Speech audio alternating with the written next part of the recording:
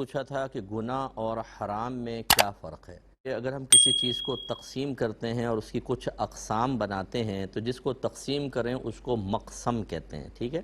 اور پھر جو اس کے آگے قسمیں بنتی ہیں ہر ایک کو قسم کہتے ہیں۔ تو گناہ جو ہے یہ مقسم ہے، سمجھ لیجیے، یہ اصل ہوتا ہے، پھر اس کی کچھ قسمیں بنتی ہیں۔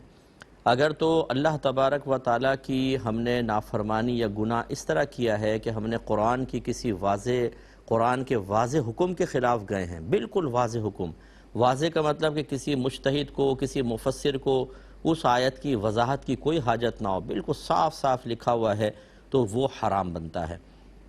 اور اگر کوئی ایسی آیت ہے کہ جس میں تھوڑا وضاحت کرنی پڑے گی، پھر اس کی ہم نافرمانی کرتے ہیں، یا حدیث میں کوئی حکم موجود ہے اس کی نافرمانی کی جائے، اس گناہ کو مکروہ تحریمی کہتے ہیں۔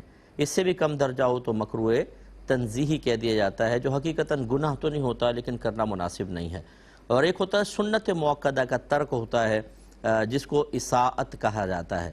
تو اگر سمجھ لیجئے کہ فرض کو ترک کیا تو حرام بنتا ہے، واجب کو ترک کیا تو مکروہ تحریمی بنتا ہے، سنت موقدہ کو ترک کیا تو اصاعت بنتا ہے۔ اور یہ تینوں کو کیا کہیں گے؟ گناہ۔ اس کا مطلب گناہ مقسم ہے، اس کی ایک قسم حرام، ایک قسم مکروہ تحریمی، ایک قسم سنت موقدہ کے ترک کی عادت۔ تو امید ہے کہ آپ بات سمجھ گئے ہوں گے۔